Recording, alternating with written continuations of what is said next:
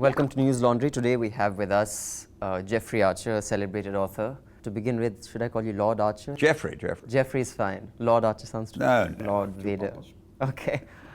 You're Especially here. in India. Well, actually, no. Here, people use their lordships pretty frequently with gay abandon. But you're here to promote the third in your 5-book series. In the recent past, there has been a lot of trilogies. I don't know whether you've heard of the Shiva trilogy. There's a 5-book series. Of course, Lord of the Rings is a really old book, but that was released as a trilogy. Is this some sort of a marketing game, or why this coincidence? No, absolutely not. At the age of 70, I decided I wanted to write a 5-book series, slightly autobiographical, of a boy born in the back streets of Bristol in England, the son of a docker who falls in love with Emma. He's Harry. He falls in love with Emma, whose father owns the docks. And I wanted to see him going to Bristol Grammar School and to Oxford in book 1, and then in book 2 facing the Second World War, 1939 to 1945, and in this book that's just come out, Best Kept Secret, taking it from 1955, when the Lord Chancellor of England has to decide whether Harry or his best friend Giles is entitled to the title and the money. So no, I'd always wanted to write a long, big series, and at the age of 70 I wanted to test myself, to focus myself, to drive myself into doing this big challenge. But you have said in an interview recently that this may go into a 6 or 7. I've blown it. Is the that first one went very well, 19 years, perfect. I got a 5 at 20 years each. The second one was the Second World War, 1935 to 1949. That was only 6 years. And the third one ended up only 10 years. And I finished the first draft of the fourth one, and it only gets me to 1965. So Harry is only 44. So I'd originally planned a 5-book series, which would mean I'd have to do 50 years in the last book and kill him off. Yeah. So no, you're quite right. It'll be 6 or 7. And since it is autobiographical and you've had a pretty exciting life, I'm assuming it's possible it goes into an 8 and 9 as well? Oh, no. Are you going to make it up as you go along? No. There's no chance. I think 6 or 7 will do it. Before I get into your literary work, I'd just like to tell the audience, I didn't know this, that you ran 100 yards in 9.6 seconds. For Great Britain against Canada and for Great Britain against Sweden. I wasn't a very good runner. 9.6 seconds for 100 yards is pretty good. It's all right, but I still wasn't good enough. I was always coming 3rd or 4th. Okay, I'm hoping for a Lance Armstrong moment. Anything you want to admit to? Did you come on, I'm 72. We didn't even know what drugs were. My Lance Armstrong moment is I used to eat fish and chips. No, our generation, actually, it's very interesting you bring that subject up, because our generation, we didn't have drugs. Mm-hmm. We didn't have anything like that. And we were real amateurs. Mm-hmm. We weren't paid. It's money that's changed everything. Oh, you think that's what brings drugs in? Yeah. I mean, if you're asking me, would you have taken drugs to get to the Olympic Games 30 years later? You can't answer that question. Each athlete has to know what happens to them.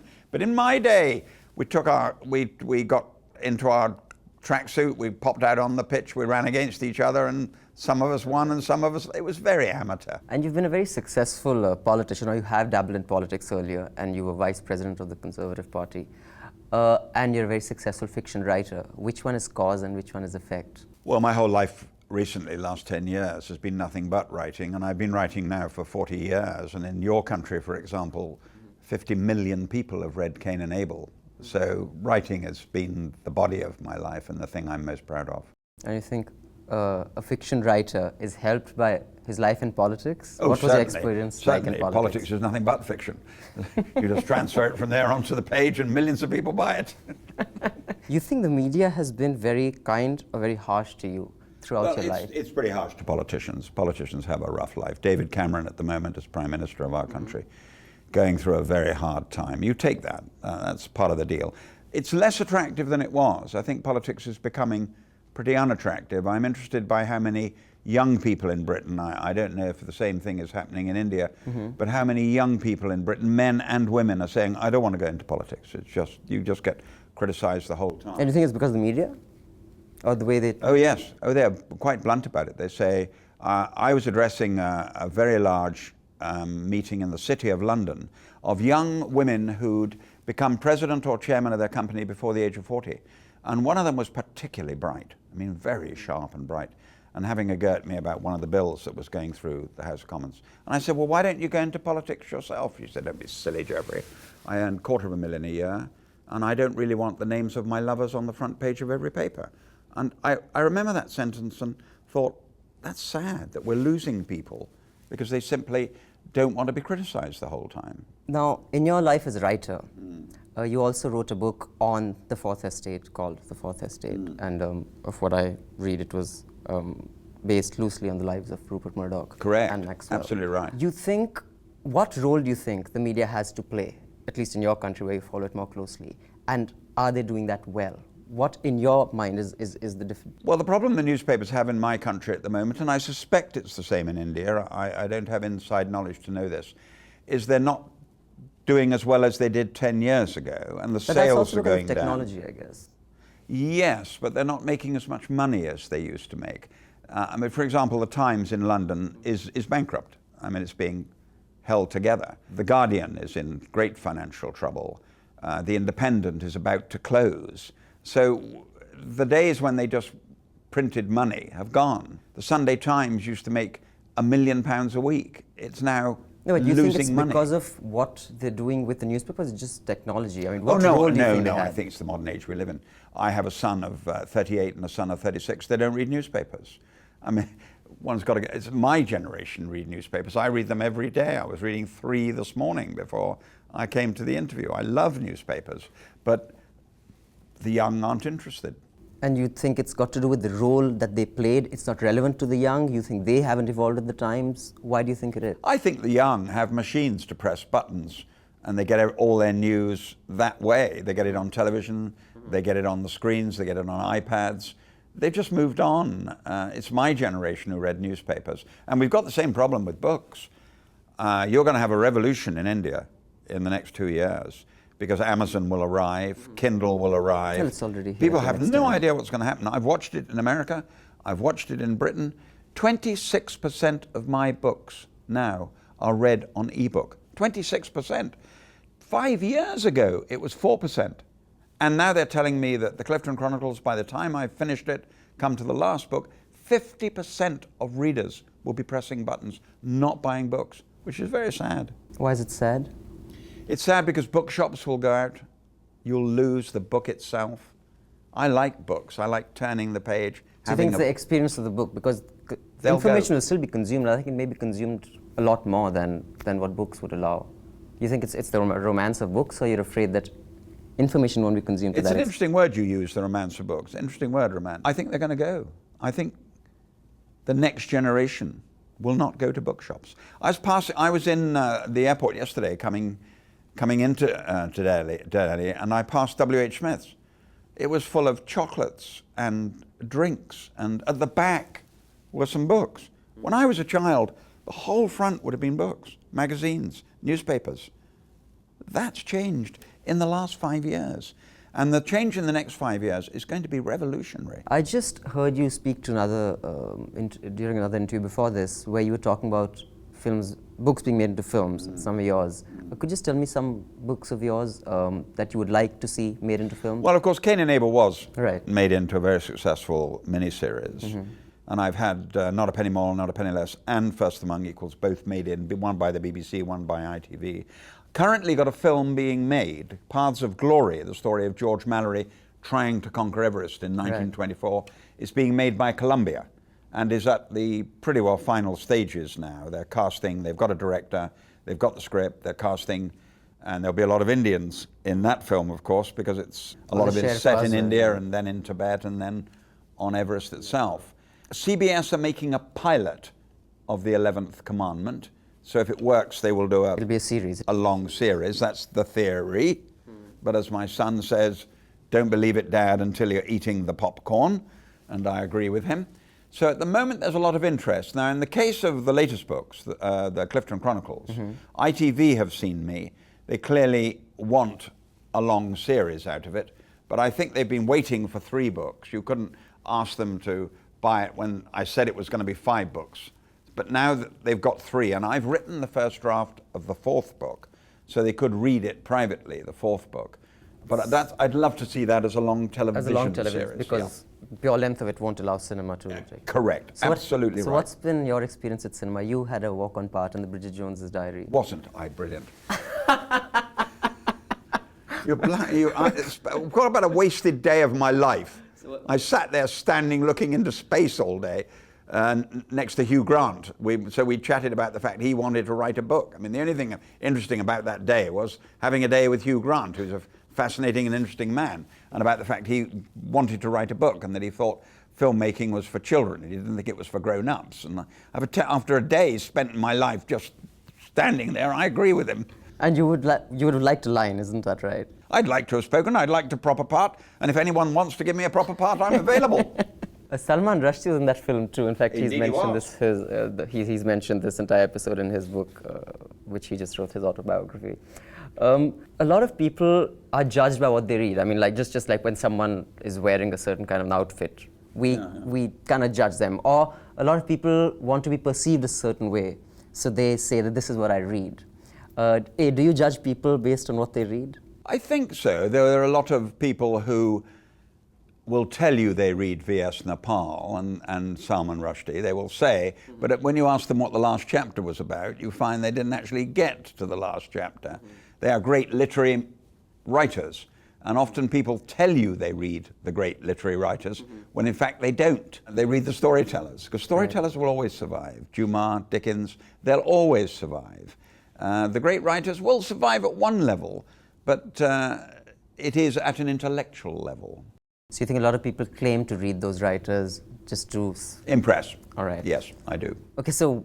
But I remember once your very distinguished critic in the Times of India saying to me, don't bother with the sacred cows, Geoffrey, read R.K. Narayan. So I immediately read all R.K. Narayan's books and just fell in love with him. What a great writer, but what a great storyteller.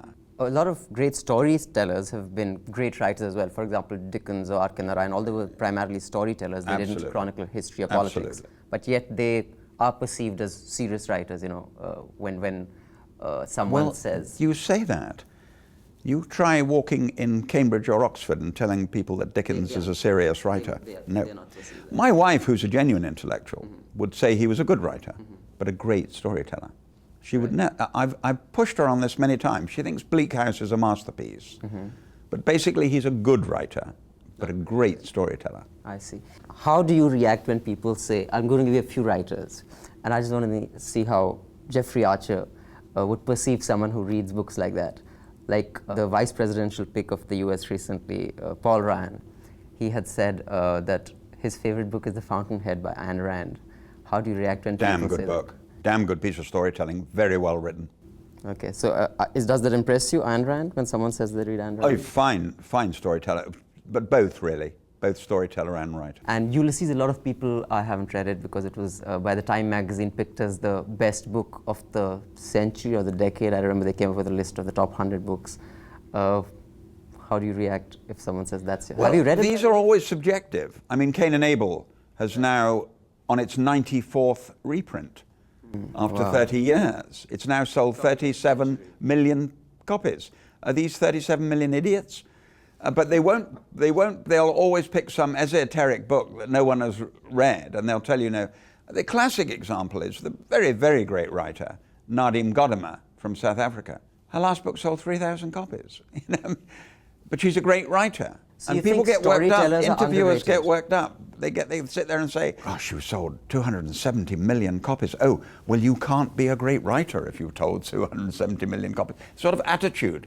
Well, that's wrong. That's insulting my readers. You come and see my speeches in the evening. You see the young intellectuals who come to me and watch my speeches, and you're insulting them if you think that. And my readers, I'm very impressed when I meet my readers. They're brighter than I am. Do you think storytellers are underrated, especially when they pick the top 100 books of the year and stuff? Was the classic example. I mean, arguably the greatest writer of the last century, or certainly the greatest British writer. And he used to say he was an entertainer, and he got greatly criticized for that, and didn't win the Nobel Prize. And there's a lot of us who feel he should have won the Nobel Prize. But he dared to say, I'm an entertainer. and got criticized for it. He didn't take himself seriously enough, as they would have liked. Probably, and I don't either. I am a storyteller. We'll just, for the sake of the audience, the writers you really like, or the books you really like, are the 39 Steps, A Tale of Two Cities. Yes, fantastic book. A Diamond as Big as the Ritz. Yes. Fitzgerald. Now, Fitzgerald, would you call him a storyteller or a philosopher? Where does he... That's a very good question. I think he's everything. He's a wonderful writer. I think The Great Gatsby is a masterpiece, and the short stories are just wonderful. I think Bernice Bobs Her Hair is a masterpiece. A Diamond as Big as the Ritz is a masterpiece. He has this amazing gift to use words that make you read on and make you turn the page. I've studied him very carefully indeed. And what he's very clever at is his speeches are real everyday life. They're not made to just flow and be convenient. Contrived. That's genius. No, Fitzgerald is one of the all-time greats. For a writer as successful as you, do you ever feel, damn, I wish I had written that? Oh, Have you ever yes. felt that? With who? Yes. Well, I attempted, in the sense that I attempted to rewrite The Count of Monte Cristo and called it A Prisoner of Birth. I mean, I didn't hide it. I said publicly, I want to... Of course, the difference is that Dumas' book is 3,000 pages long, but they were in those days. Mine is a mere 400 pages. But I tried to do the same story in a modern form, because I'm a great admirer of Dumas and his storytelling technique. And what an amazing... I told 3,000 pages. And he also wrote The Three Musketeers in the same year. So what a prodigious worker he must have been. Mind you, he was always in debt. He was a gambler. Once a year for 20 years, right? 77 onwards. I've done 18 books in 20 years. Have I got that right? Yeah. First of all. What? You've written a book every year for 20 well. years. 77 to 97. Pretty well, yeah. That's a lot of work as well. Yes, I'm focused and very disciplined. I handwrite every word. I write from 6 until 8 in the morning, from 10 until 12, from 2 until 4, from 6 until 8. I'll be in bed at 10, up again at 5:30. And the first draft will take me between 40 and 50 days, 300 or 400 hours. I then rest. That's the period I'm in now before I go back to my home in Mallorca and start the 4th, 5th and 6th draft, work on those. And by the time I reach the 14th draft, I hand it in to the publisher. So I say to young Indians... Every book, that's the pattern. Pretty well 14, 15 drafts. I say to young Indians, for heaven's sake, they say, oh, I've written a book, Geoffrey. And it turns out they've written the first draft. I say, that's the beginning. That's only the shape of the book. You've got to work and work and work to make people turn the page so that it just flows and flows. That's damned hard work. You need the story, but then you've got to have the craftsmanship. That isn't exactly the romantic notion people have of a writer, that 6 to 8, 10 to 12, they think, at night you're sleepy and suddenly this moment comes and you're inspired and you jump out of bed and you go at the keyboard, which you don't, of course. Well, I got that. You're quite right. No, you're 100% right. I was at Trinity College, Dublin, addressing the great university. And at the end, an Irishman came up and he said, you've ruined my life, Geoffrey. You've ruined my life. I said, what do you mean I've ruined your life? I was planning this weekend to write the great Irish novel. A couple of Guinnesses up in the attic. You've ruined my life, he said. He was, of course, teasing me, but he was shocked by the fact the book takes 1,000 hours. And I always say to young people... Or the discipline, just how it goes. Well, I say to young people, do you imagine you get to Carnegie Hall to play Chopin by just doing it in a weekend? You spend years practicing. Do you imagine a ballerina wanting to be in Moscow with the Bolshoi? Doesn't spend hours that you never see. Do you think Picasso just sat there squiggling them out and passed them over? You need the talent, number one. You need the energy. You need the hard work. You need the discipline. You need the focus. There are so many young people today who... I had a young lady come up to me in a restaurant the other day. She said, I want to be a celebrity. And I said, well, I mean, what do you do? She said, I don't do anything. I just want to be famous. Famous. You've got to work. You just mentioned Indian writers. Are there any contemporary Indian writers who you have read and like? I think Vikram Seth is wonderful. Right. I think he's an extremely gifted man. Well, he can do everything. He also can play the violin, which would drive one mad. Recent death, or if you count that as contemporary, I think R.K. Narayan is just wonderful. I mean, his ability. I was passing through Bombay Airport, and I was passing, and I came across a sign which said, Deputy Customs Officer. And the first thing that came into my mind was R.K. Narayan. I thought he would take the Deputy Customs Officer and he'd give you 40 pages. Right. And you wouldn't be able to put it down. You'd The know Mint everything about series it. of his Malgudi days as well. Have you read Chetan Bhagat? You've of course heard No. of him. He's a very highly, well, he sells a lot of books, but for some reason, just like you were saying, storytellers tend to be looked down upon by intellectuals often, and he's in intellectual circles. They don't consider him a writer to speak Well, of. there are So some storytellers who are appalling writers. Don't let's kid ourselves. So, There are so, some so it's who not are- just the sales of books that determine Oh, yeah, the well, success. no, well, I'm not Because interested so in that. he is, you know, he And I'm not sells a interested lot in of just the sale of books. Sure. And I've won 3 major prizes, 2 in France and 1 in Germany. I take my writing very But seriously. have you tried Chetan Bhagat? Have you Sorry? tried? I mean, have you tried reading him, or you're not interested? Not my world. It's like erotica. I mean, I'm not Actually, into yeah, it. he writes about Indian kids in college. And You probably mythology. Get that, yeah. Chetan Bhagat? No, the new that's- guy. Oh, he's Amish. Yeah. Ashim. When he's Amish. he's Amish selling Bhagat. he's selling millions Yeah, of he's- copies, but I'm not into Indian mythology. Right. So you've really got, I'm not into dinosaurs. I'm not into erotica. You do your own thing, and I mean, an Indian friend who I admire greatly, who I have great respect for, recommended 3 books this weekend, and he reads. Hold your breath. He reads 30 books a month. So, that's what he does. He's a chief buyer for Landmark, and that's what he does. So when I say to him, what are the 3 best books you've read this year, whenever I come over, I listen very carefully to him. So if he had told me that the mythology book, I would love it, and I would learn from it, and I would not be able to stop turning the pages, I'd have bought it the next day. But he gave me 3 books. One of them, I've read 200 pages in the last 2 days. It's a Japanese story, translated, because he doesn't have any of these prejudices that say, let's just discuss Indian authors, Geoffrey, or let's just discuss British authors, Geoffrey. His mind is so wide, and his brain is so good. This year, he wants me to read a Japanese book that's been translated. You were talking about discipline.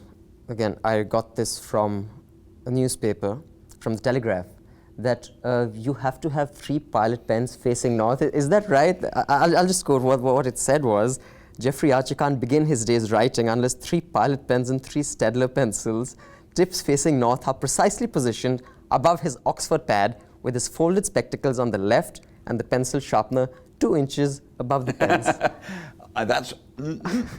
That's accurate. Yes. Oh, it is. I've got this beautiful home in Mallorca, in Spain, which overlooks the sea, and I do like everything in its right place.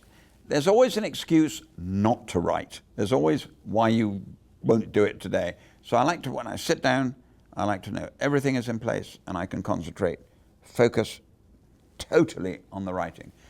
Yes, if you came into my home, luckily my wife's the same. Luckily we're people who like everything very neat and tidy. So yeah, I think that's just me. Any other habits of yours that would make you more endearing to your fans? Or annoying to your critics? Well, I think they're always surprised by the discipline of the work, of the hours, 2 hours on, 2 hours off. I don't know about you, but I can't concentrate for more than 2 hours. My wife can do 3 or 4, even 5 hours without stopping. I can't. I need a rest after 2 hours. I'm physically shattered. And then I go for a long walk or have a meal. And then I can go back and do 2 more hours very intensely. So I'll do 8 a day, but I can't do any more than 8 a day. And by the end of the 8th hour, I can hardly walk, I'm so tired. So I do give it everything. So, but that doesn't, I'm a lark. A lot of people are owls. They can work all night. And so I always say to young writers, do what suits you. Right. Write about what you want to write about. Write about what you feel safe with, and do it in a manner that suits you. Don't copy anyone else. Be your own person. As far as your fiction is concerned, how do you pick a story or subject? I mean, a lot of yours is about intrigue, about, I've read Matter of Honor, I've read Not a Penny More, Not a Penny Less. That's about, fraud, defrauding someone, revenge, stuff like that. I just want to talk to you about the prison diaries later, but as far as your fiction is concerned, how do you pick a story? Like, this is what I think it's it gonna picks be about. itself. I think I am a storyteller. And in the case of the Clifton Chronicles, which is semi-autobiographical, I wanted to write a story about a young man who was born in the back streets of Bristol, the West Country where I was brought up.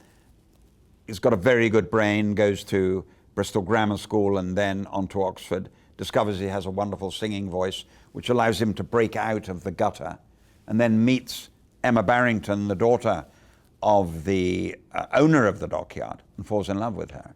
It's pretty simple stuff, but you've still got to tell it. You've still got to make them turn the page. You've still got to take them on so they want to know more about these people. I'm a simple storyteller. Okay, your non-fiction, your books about prison, your time there. This just came to me since you did confirm that you're so meticulous and particular about how everything is kept.